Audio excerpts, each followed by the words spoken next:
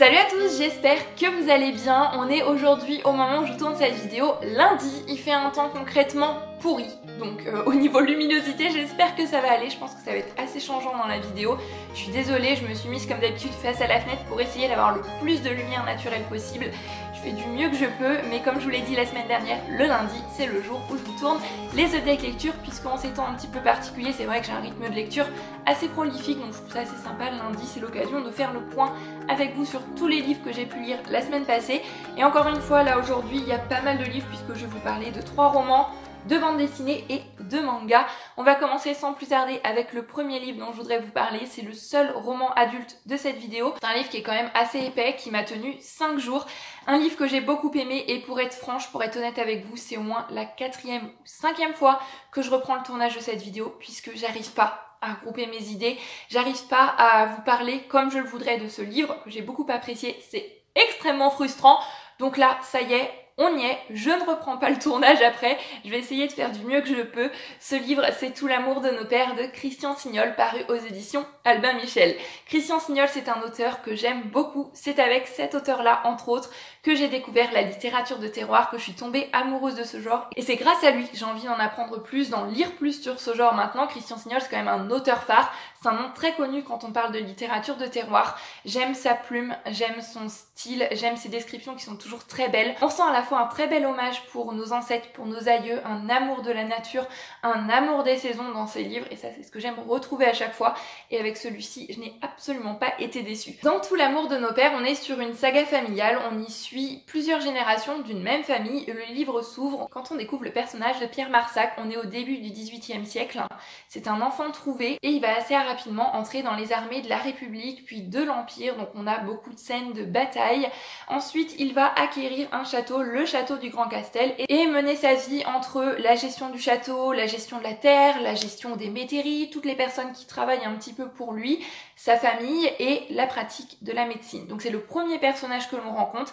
Il va parler, il va raconter sa vie et ensuite il va passer la plume à sa fille, puis ensuite de génération en génération. C'est comme ça que l'on va découvrir au fil de ce livre l'histoire de toute une famille. C'est génial, c'est vraiment très bien fait. C'est une très très belle saga familiale. J'ai aimé beaucoup de choses dans ce livre. J'ai aimé les personnages qui sont tous poignants, qui sont tous terriblement attachants. Il y a des liens entre eux qui sont pas toujours évidents, que ce soit des liens père-fille, des liens mère-fils, des liens frère-sœur. On sent toute la complexité de ces liens familiaux, mais aussi des liens parfois avec des personnages extérieurs et les liens avec l'histoire avec un grand H. Bien évidemment, on commence ce livre au début du 18e et on le termine dans les années 60-70 il me semble, donc on va vivre aux côtés des personnages tout un tas d'événements historiques et l'histoire avec un grand H va lancer sur cette famille une espèce de malédiction, si je puis dire. En tous les cas, c'est le terme qui est employé dans ce livre. Surtout les premiers garçons nés, je vous en dis pas plus, mais j'ai trouvé que c'était vraiment très bien retranscrit et j'en venais, quand on apprenait la naissance d'un premier garçon, à me dire c'est pas possible, ça va recommencer. Et je sentais l'angoisse des personnages face à cette malédiction de l'histoire avec un grand H. Et j'ai trouvé que c'était vraiment bien fait, vraiment bien retranscrit jusqu'au bout. On se dit ça y est, là c'est fini, là ça va s'arrêter. Et l'auteur a réussi jusqu'au bout à me surprendre là-dessus. Et voilà, j'ai trouvé que c'était vraiment très bien fait, vraiment très bien écrit, très bien retranscrit de la part de l'auteur. C'est l'angoisse, c'est le stress, c'est ce qu'ont ressenti des tas de personnes pour leur enfant. Et c'était fort, c'était bien fait, c'était bien écrit comme Christian Signol sait vraiment le faire. On sent vraiment de manière puissante les émotions des personnages. Comme je vous le disais, on a l'histoire avec un grand H, on va suivre tout un tas d'évolutions historiques, mais aussi au fil des époques, on va suivre l'évolution du monde, on va suivre l'évolution de la place de la femme dans la société, aussi bien évidemment, et c'est une chose qui m'intéressait en partie en prenant ce livre, suivre l'évolution de la médecine. Même si j'ai été assez déçue parce que on a un personnage qui n'est pas médecin, donc pendant une bonne partie du roman, on ne parle pas de médecine, mais entre le 18e siècle et puis les années 40-50, on voit vraiment l'évolution. On va parler des premiers vaccins et de leur réception dans la société, notamment dans une société en pleine campagne, en plein milieu de la Dordogne. On va parler des antibiotiques, voilà, tout un tas de choses. Très intéressant, j'ai appris beaucoup de choses. Résumé, c'est vraiment une très belle saga familiale et la fin, voilà, elle était magnifique, elle était parfaite, comme Christian Signol sait si bien les faire. C'est un très bel hommage qu'il rend à nos aïeux. Il sait faire une fin qui nous donne l'impression que ces personnages, ils ont réellement existé imaginer que l'on a lu l'histoire d'une famille, que l'on a vécu tous ces événements à leur côté, même si c'est un roman fictif, même si cette famille Marsac, comme il a décrit, n'a pas existé peut-être en elle-même, cette histoire, ça a été l'histoire d'un tas de familles. Et ces événements, ils ont été vécus par un tas de personnes. Ces drames, ils ont été vécus par un tas de personnes. Et voilà, je trouve que c'est un très très bel hommage qui rend à toutes ces générations passées encore une fois. Et c'est une chose qui me touche toujours énormément dans les livres de Christian Signol. Et encore une fois, le charme a opéré avec tout l'amour de nos pères. Donc c'est un livre que j'ai beaucoup aimé, mais c'est pas un coup de cœur pour autant parce qu'il y a des petites choses qui m'ont dérangée, donc on va passer maintenant au point que j'ai un peu moins apprécié dans cette lecture. Je vous le disais, la première partie, on est à la fin 18e, début 19e, et honnêtement, c'est loin d'être l'une de mes périodes de prédilection. Pour être franche, j'y connais même presque rien, pas grand chose, et c'est là que je me suis rendu compte que, notamment toute cette période sur l'Empire, la période bonapartiste, que ce soit en primaire, que ce soit au collège, au lycée, on nous en parle pas énormément et je connais presque rien là-dessus, donc je me suis vraiment sentie dérangée dans ma lecture parce que toutes les références, tout ce que l'auteur me disait, eh bien je les avais pas. Et d'un côté c'est chouette parce que ça m'a donné envie d'en apprendre plus, ça m'a donné envie d'en lire plus, de me renseigner plus sur cette période de l'histoire, mais j'avais l'impression de passer à côté de certaines choses dans ma lecture parce que j'avais pas ces références. Après on a beaucoup de scènes qui étaient très longues et dès le début du livre je me suis dit oh là là, je sens que ça va être long parce que on a des scènes de guerre, on nous parle politique, on nous parle de certains gouvernants qui changent, voilà. Des faits historiques comme je vous disais je les avais pas. J'ai trouvé que c'était long parce que j'avais cette impression d'étalage de science, que l'auteur nous livrait ses faits pour montrer, regardez, j'ai fait des recherches, et c'est pas les passages que j'ai préférés, on va dire. Après, quand on arrive au début du 20e dans le livre, tout de suite, je me suis sentie mieux parce que ça y est, quand on parlait de certains événements militaires, quand on parlait de certains événements politiques, j'avais les références, j'avais les noms, je me sentais mieux dans ma lecture, il n'empêche que cette partie était vraiment enrichissante, que j'ai appris beaucoup de choses, mais il y a certains passages qui étaient un petit peu longs, il y a certains passages qui sont un petit peu plus indigestes, j'avais plus l'impression de lire un essai historique qu'une saga familiale ou un roman de tiroir. La deuxième petite chose, je vous en ai parlé assez rapidement tout à l'heure, c'est qu'il y a un personnage qui ne va pas devenir médecin, donc toute cette partie sur la médecine, cette partie que je trouvais vraiment très intéressante, dont j'apprenais beaucoup de choses, eh bien il y a toute une période, je suppose pendant laquelle la médecine a quand même évolué, a quand même changé, sur laquelle on n'aura aucune information. Ça m'a un peu manqué et j'avais peur, j'avoue que finalement ce que nous promet la 4e de couverture sur la médecine qui se transmettrait peut-être un petit peu de génération en génération, eh bien finalement ce soit que le premier personnage. Mais non, ça revient petit à petit dans l'histoire, c'est bien amené, c'est bien fait. Donc voilà, parce qu'il y a ces petites choses que j'ai un peu moins aimées, on n'est pas sur un coup de cœur, mais ça a été un très très bon livre, ça a été une très belle lecture, un très bon Christian Signol encore une fois, un auteur que je ne peux que vous recommander, un livre dont j'avais jamais entendu parler. Mais c'est dommage parce que ça a été une chouette lecture quand même. On continue avec un genre complètement différent, cette fois-ci on va passer à un roman jeunesse et on est vraiment loin cette fois-ci de la chouette lecture puisque on est sur une grosse déception et je pense que je vais passer assez rapidement sur ce livre. Pour être honnête, il y a plus de choses que je n'ai pas aimées que de choses que j'ai appréciées, ce qui est dommage puisque ce livre je l'avais emprunté en partie pour son autrice, une autrice qui est quand même un grand nom de la littérature jeunesse je pense, que je n'avais encore jamais découverte. Peut-être que j'ai pas pris le bon livre pour partir à sa découverte, je sais pas, je réessayerai avec un autre, un livre plus connu peut-être. Ce livre c'est La 6e de Suzy Morgenstern, paru ici chez l'École des Loisirs dans leur collection 9 en poche. Alors dans La 6e, on y suit tout simplement le personnage de Margot qui va faire son entrée en 6e, donc ça y est, La 6e maintenant c'est du sérieux, elle est plus un bébé, elle va s'y mettre, elle va travailler très assidûment et elle prend son rôle très à cœur, elle prend les meilleurs cahiers, les meilleurs crayons, elle se fait une nouvelle organisation. Margot de la 6e, c'est une toute nouvelle personne. Commencer par les quelques points positifs que j'ai à dire sur ce livre, qu'on a un peu quand même. Dès les premières lignes, on ressent vraiment cette anticipation, si je puis dire, pour la 6e. Je pense que beaucoup de personnes qui sont entrées en 6e ont ressenti ça, cette effervescence, ce ça y est, c'est une nouvelle vie, ça y est, je vais être une nouvelle personne, je vais bien travailler, je vais être bien organisée. La 6e, maintenant, c'est un peu la cour des grands et cette pression aussi qu'on met sur la 6e, que ce soit par les enseignants à la fois du primaire, mais aussi les enseignants quand on arrive en 6e qui rabâchent que ça y est, on n'est plus des bébés, ça y est, on n'est plus en primaire, la 6e c'est une étape, la 6e c'est quelque chose, c'est là que se joue notre vie, c'est par les parents aussi parfois. J'ai trouvé que c'était vraiment très bien retranscrit et la pauvre petite Margot, au début du livre, on sent qu'elle a vraiment toute cette pression et on se dit oh là là, ça fait quand même lourd sur ses épaules de petite fille qui n'a quand même que 12 ans. Et ça, c'était le début du livre, hein. Ensuite, Margot, très vite, m'a tapé un peu sur le système. C'est un personnage auquel je ne me suis pas forcément attachée. Parce que cette idée de meilleure version de nous-mêmes avec l'entrée en 6e, j'ai trouvé que là, mais c'était poussé à un extrême pas possible. Et ça rendait le livre, pour moi, peu crédible. Et je pense que si j'ai pas apprécié ma lecture, c'est malheureusement parce que c'est un livre qui a beaucoup vieilli.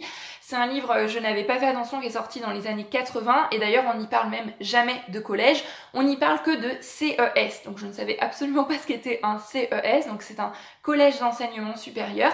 Donc j'ai fait quelques petites recherches. Et les CES n'ont existé uniquement que de 1963 à 1976. Donc on sent vraiment dans ce livre qu'on est dans les années 60-70, que ce soit de par les prénoms des personnages, les références, etc. Donc c'est un petit côté vintage rétro, si je puis dire, que j'ai apprécié pendant quelques temps dans ma lecture. Quand on y parle à Noël de tous les jouets qu'ils ont pu avoir, toutes ces petites choses-là, quand on y parle de devoirs, quand on y parle d'enseignement, j'ai trouvé que c'est un livre qui a énormément vieilli. Franchement, c'est un livre que j'ai trouvé plat. C'est un livre qui, pour moi, n'avait aucun intérêt. Il n'y avait pas de rebondissement et j'ai trouvé qu'on y donne vraiment une image très négative du collège, de la 6e en soi. La 6e, c'est finalement on s'ennuie, finalement tout ce qu'on en espère, eh bien on n'aura rien de ça. Les professeurs notent d'une manière horrible, vous allez avoir que des sales notes. Les zéros, ça tombe à la volée pour un oui, pour un non. Et personnellement, c'est pas du tout un livre que j'offrirais à quelqu'un qui entre en 6e parce que ça pourrait donner des cauchemars, honnêtement. C'est complètement à côté de cette lecture, c'est un livre qui est pas très épais, c'est de la jeunesse, c'est écrit quand même assez gros, mais voilà. Ce que fait Margot, j'ai trouvé que c'était trop gros, que c'était trop poussé à l'extrême. Pour moi, c'est un livre qui était pas crédible, qui était pas plausible, qui était plat, qui était sans rebondissement. J'ai pas du tout apprécié et je suis la première déçue parce que Susie Morgenstern, c'est une autrice que j'avais vraiment envie de découvrir. C'est quand même un grand nom de la littérature jeunesse, donc voilà. Je pense que je réessayerai avec un livre plus connu, peut-être Lettres d'amour de 0 à 10. Je pense que c'est son plus connu et si ça le fait pas avec celui-là, bah, j'abandonnerai tout simplement. Mais c'est l'une de mes premières déceptions depuis un sacré moment quand même. On continue toujours dans la littérature jeunesse avec un livre, cette fois-ci, une valeur sûre, puisque j'ai pris Clint Eastwood, Journal d'un menteur professionnel de Estelle Billon-Spagnol, illustré par Alice A. Morenthorn, paru aux éditions Sarbacane dans leur collection Pépix. Pour moi, les éditions Sarbacane, la collection Pépix, c'est un petit peu une valeur sûre. Je sais que je vais passer un bon moment, que ça va être divertissant, que ça va être frais, que ça va être léger. C'est écrit très gros, on a pas mal d'illustrations, donc je savais que ça allait se lire rapidement, que ça allait vraiment se lire tout seul. Et après la déception de ce livre-là, je me suis dit, bon, allez, petit moment doudou, on va partir à la découverte de ce livre dans lequel on y suit le personnage de Corentin qui est surnommé Chico. Chico, il a une passion, c'est le mensonge. Mais pas le mensonge à petit niveau, hein. C'est un menteur professionnel. Il ment tellement à tout le monde, à tous ses copains, qu'il est obligé de tenir un carnet dans lequel il note le soir tous les mensonges qu'il a dit pour pouvoir rendre la chose un petit peu plausible, un petit peu crédible et pour éviter de faire des grosses gaffes. Donc c'est comme ça qu'il a dit à un de ses copains qu'il avait une immense piscine, qu'il a dit à un autre de ses copains que son père, il était policier au sein du FBI. Seulement, catastrophe, apprendre par ses 3 petites sœurs qui sont des triplés qui ont 5-7 ans, que sa maman s'est mise en tête de lui organiser un anniversaire surprise. Il ne peut absolument pas concevoir que toutes ces personnes à qui il a dit tout un tas de mensonges différents se retrouvent ensemble au même lieu. Donc il va établir tout un stratagème pour faire annuler cet anniversaire surprise. Et ça va partir quand même très loin. C'est un livre que j'ai beaucoup aimé, c'est un petit pépix, comme je vous le disais, ça se lit tout seul, c'est vraiment léger, c'est vraiment frais, c'est la lecture détente, c'est pas un livre qui va rester des années dans ma mémoire, c'est pas un livre qui va être mémorable, mais ça a été une chouette lecture quand même. Le personnage de Corentin, il est super attachant, il a une imagination débordante, il a de l'humour, il y a plein de petites références, j'ai trouvé que c'était bien écrit, que tout ça c'était bien amené, c'était bien développé. On est sur le journal intime de Corentin, donc il y a beaucoup de prise à partie du lecteur, il nous tutoie et ça c'est une chose que j'aime beaucoup notamment dans la littérature jeunesse. Je trouve que ça apporte un contact plus proche avec le personnage. Un livre qui est vraiment drôle, un livre qui m'a fait sourire à plusieurs reprises. C'est léger mais on a quand même une bonne morale, on a toute une réflexion aussi bien sûr sur le mensonges et sur les conséquences que peuvent avoir nos mensonges et ça, même les tout petits mensonges. C'est un livre qui est volontiers à mettre entre les mains des plus jeunes parce que je pense qu'ils vont passer un très bon moment de lecture. On a de belles relations entre les personnages, notamment la relation entre Chico et sa grand-mère qui m'a beaucoup touchée. On y parle voilà de la vieillesse des personnes qu'on aime, de la peur de perdre ce qu'on aime tant, de la démence aussi, les maisons de retraite également. Bien sûr, on est sur un livre qui est très court, on est sur un livre jeunesse donc tout ça c'est pas abordé en profondeur mais les seules fois où ça a abordé, je trouvais que c'était bien fait, que c'était bien amené. Le livre en lui-même est bien bien fait aussi. J'ai parlé des illustrations, je vous ai parlé de la police d'écriture, mais on a aussi des petits passages comme ça, un petit peu bonus, un peu hors série, où Chico nous raconte certaines choses bien précises.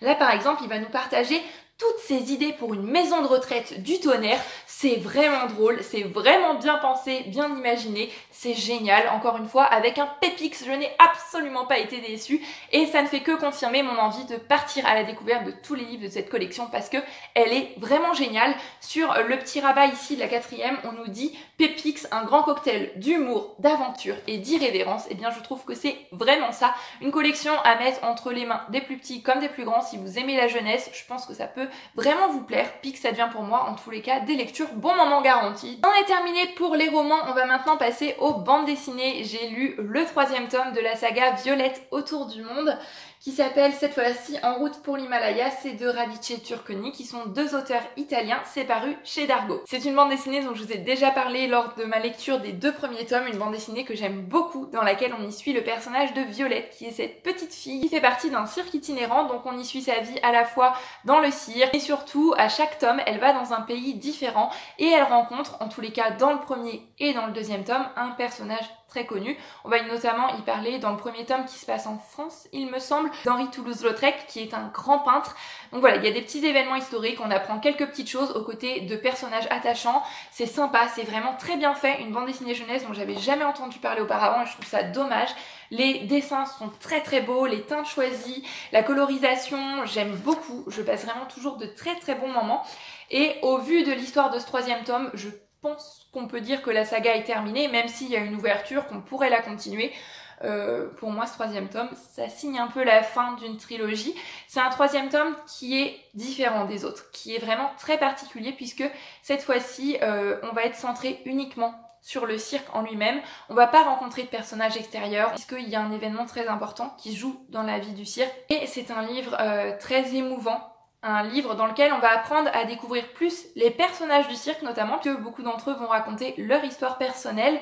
Ça change un petit peu, mais c'est un livre qui m'a beaucoup touchée, un livre qui m'a beaucoup émue, puisque c'est un livre dans lequel on va parler de la fin de vie, de l'accompagnement, des derniers moments aux côtés de ceux qu'on aime et dont on sait qu'ils vont bientôt partir. Je vous en dis pas plus, mais c'était très bien amené, encore une fois, avec douceur, avec délicatesse, avec beaucoup de poésie. C'est vraiment une très très belle bande dessinée et ce tome 3 est le plus beau, le plus poétique de toute la saga je pense. Déjà que j'avais beaucoup aimé les 2 premiers. Vraiment une très très chouette série de bandes dessinées que je vous invite chaudement à découvrir. Et on continue dans les bandes dessinées qui m'ont mis un petit peu le nœud à la gorge, qui m'ont beaucoup émue, qui m'ont beaucoup touchée avec ma lecture du tome 4 des Carnets de Cerises, donc La déesse sans visage de Joris Chamblin et Aurélie Mérès. C'est paru aux éditions Soleil dans leur collection Métamorphose. J'ai envie de dire enfin, puisque ça fait un petit moment que j'avais envie de découvrir ce 4e tome, d'avancer dans la saga des Carnets de Cerises. Une saga, je pense qu'on n'a plus besoin de présenter maintenant, dans laquelle on y suit le personnage de Cerise, qui est cette petite fille qui a une curiosité débordante, qui a envie de devenir écrivain, donc elle espionne un petit peu certaines personnes, elle leur imagine une vie, elle mène certaines petites enquêtes, notamment aux côtés de ses 2 meilleurs amis. Les dessins sont juste magnifiques, la colorisation, les choix de couleurs, c'est vraiment très bien fait et c'est alterné notamment avec des passages comme ça du Carnet de Cerises, d'où le titre de la saga. J'aime beaucoup, c'est original, c'est bien fait, c'est une saga qu'on n'a plus besoin de présenter, qui a une sacrée renommée maintenant, mais c'est toujours difficile d'emprunter les tomes puisque comme c'est une saga très connue, comme c'est une saga qui a beaucoup de succès, bah, ils sont toujours empruntés. Donc là il y avait le tome 4 disponible, et bien je n'ai pas hésité, la saga se bonifie vraiment. Depuis le tome 1 il s'est passé énormément de choses, Cerise a mûri, Cerise a grandi. Et on retrouve notamment dans ce tome-ci des personnages du tome 1 et du tome 2 et je trouvais que c'était bien amené, que c'était bien fait. Mais les tomes sont de plus en plus chargés en émotions, on va en apprendre plus sur sa vie privée. Le tome-ci était vraiment chouette, il m'a permis de voyager avec certaines planches qui m'ont vraiment fait penser à ma Bretagne. C'était très beau, mais la fin très touchante promet un 5e tome qui, je pense, risque vraiment de me faire monter encore plus les larmes aux yeux. Voilà. C'est difficile de vous parler des carnets de cerises, mis à part pour vous dire que c'est très bien fait, que c'est très touchant, que c'est très poétique aussi, que c'est très beau, que c'est très bien pensé, que c'est très original, que c'est magnifique, que c'est génial, tout simplement. En bref, très bonne lecture. Les carnets de cerises, c'est toujours un moment de régal. On continue cette fois-ci avec les mangas. J'ai lu le tome 4 de Un drôle de père de Yumi Unita de chez Akata. C'est un manga que j'aime beaucoup. Un manga dans lequel on y suit le personnage de Daikishi, qui est ce jeune homme qui a la trentaine, qui est célibataire, qui sait pas trop s'y prendre à la fois avec les femmes, avec les enfants, c'est pas du tout son truc. Seulement, son grand-père va décéder. Au moment du décès de son grand-père, on va découvrir qu'il a une fille et il va donc s'occuper de sa tante Rin qui a 5-6 ans, quelque chose comme ça. Donc on a à la fois l'évolution de Rin, toutes ses préoccupations, toutes ses réflexions d'enfant. On a un côté très jeunesse, très frais, très léger qui me fait beaucoup penser au manga Yotsubae que j'aime énormément, que j'adore, qui est vraiment un super manga feel good. Donc celui-ci est vraiment un très bon manga feel good également. J'avais adoré les 3 premiers tomes. En plus de ça, il y a une version anime, donc j'ai hâte de terminer le manga pour pouvoir la voir et vraiment me replonger dans cet univers-là. C'est vrai, c'est léger, les dessins sont assez sympas. Je vous montre quelques planches. Ce que j'ai beaucoup aimé dans ce tome-ci, c'est qu'il a un ton un petit peu différent des précédents, puisque dans les précédents, comme je vous disais, on était vraiment centré sur Rin en elle-même, son emménagement avec Daikishi, sa nouvelle école, ses copains, etc. Et dans ce tome-ci, bien sûr, on retrouve Rin, bien sûr, on retrouve ses copains, ses préoccupations d'enfant, mais on a également une place plus importante qui va être faite à la parentalité en elle-même, au fait que un enfant, l'éducation d'un enfant, ça change notre vie, ça bouleverse notre vie, au niveau du travail, au niveau des horaires, comment avoir du temps pour soi, comment avoir du temps libre, et ça a fait une place très importante, notamment au rôle de père, au rôle de papa, même si Daikishi, bien évidemment, n'est pas le père de Rin. Il essaye de trouver sa place du mieux qu'il peut. Je trouvais qu'il y avait beaucoup d'émotions qui ressortaient de ce tome-là. Il a un ton un peu différent, c'était bien amené, c'était bien fait, on découvre de nouveaux personnages. C'était sans surprise une très bonne lecture, un manga qui est trop peu connu, je trouve, on n'en parle pas assez, mais c'est vraiment chouette. Donc il me reste le tome 5 que j'avais emprunté avant tout ça à la médiathèque à lire, donc je pense le lire cette semaine. Donc je vous en reparle la semaine prochaine dans le prochain update lecture. Je termine cette vidéo qui est déjà super longue avec le dernier manga dont je voudrais vous parler. Il s'agit du tome 3 de l'Atelier des Sorciers de Kamome Shirahama paru chez Pika. Alors ce manga, je vous en ai parlé dans la dernière vidéo update lecture. Gros coup de cœur pour le tome 2. C'est un manga que j'aime énormément, que je trouve magnifique. Autant l'objet livre en lui-même, les illustrations sont toujours mais d'une beauté incroyable. Il y a un travail de fou qui est fait dessus. C'est somptueux, c'est un régal pour les yeux, mais c'est aussi un régal tant qu'aux personnages qui sont terriblement attachants et à l'histoire qui est très originale, qui est très bien développée. On en apprend plus en plus au fil des tomes, ça s'affine vraiment. C'est un régal sur tous les points de vue, tout simplement, c'est vraiment super. On y suit le personnage de Coco qui vit dans notre monde actuel, un monde qui est un petit peu différent puisque la magie existe bel et bien, seulement elle est réservée aux magiciens. Ceux qui vivent dans notre monde, qui ne pratiquent pas la magie, qui ne savent pas comment faire, sont appelés des ignorants, ce dont elle fait partie, mais depuis toute petite elle a un goût pour la magie, vraiment envie de découvrir cet univers, et un jour elle va découvrir Kifri, qui est maître d'apprenti, pratiquer la magie. Ce qu'elle n'est pas censée avoir aperçu puisqu'il est bien sûr formellement interdit pour un magicien de pratiquer la magie quand un ignorant peut les voir, et c'est comme ça qu'elle va découvrir comment se pratique cette magie.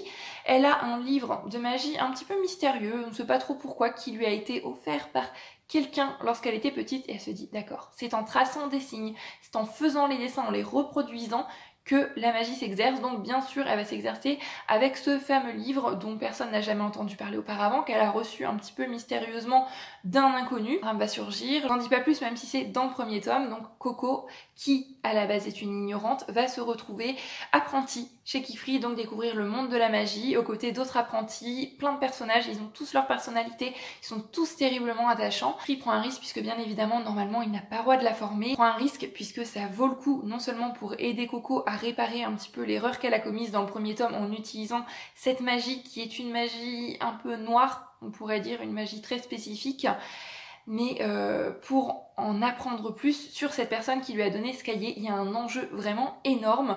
On en apprend plus sur le monde magique en lui-même dans ce tome-ci, ça s'affine encore. On en apprend plus sur l'apprentissage des apprentis aussi, quels sont les différents examens qu'elles doivent passer. Mais ce que j'ai beaucoup aimé surtout dans ce tome-ci, c'est qu'on y découvre un nouveau personnage, le personnage de Tarta, qui est un jeune garçon, et je l'adore. Tout simplement, je pense que c'est devenu mon personnage principal de la saga. La fin est juste géniale comme d'habitude et elle ne donne qu'une envie envie c'est de lire la suite. Malheureusement, je vais pas pouvoir aller à la bibliothèque tout de suite, donc ça va attendre un petit peu. Mais encore une fois, très très belle découverte avec ce tome 3. Un manga, je pense qu'on n'a plus besoin de présenter maintenant, mais tout le bruit qu'on entend autour, tous les bons avis, tous les avis vraiment dithyrambiques, élogieux, ils valent vraiment le coup. Si vous n'avez pas encore découvert cette saga, eh bien je vous invite chaudement, vivement à le faire parce que c'est un régal, c'est génial, c'est un petit bonbon. Je sais que je vais toujours passer un excellent moment et c'est vraiment une saga qui se bonifie elle aussi, et au fil des tomes ça s'enrichit et c'est vraiment de mieux en mieux. C'est génial et j'ai qu'une hâte, c'est de pouvoir découvrir la suite. Ça y est, c'en est tout pour cette vidéo Deck Lecture, j'espère qu'elle vous aura plu. Il y a eu quand même une majorité de très bonnes lectures, mis à part la 6ème de Suzy Morgenstern.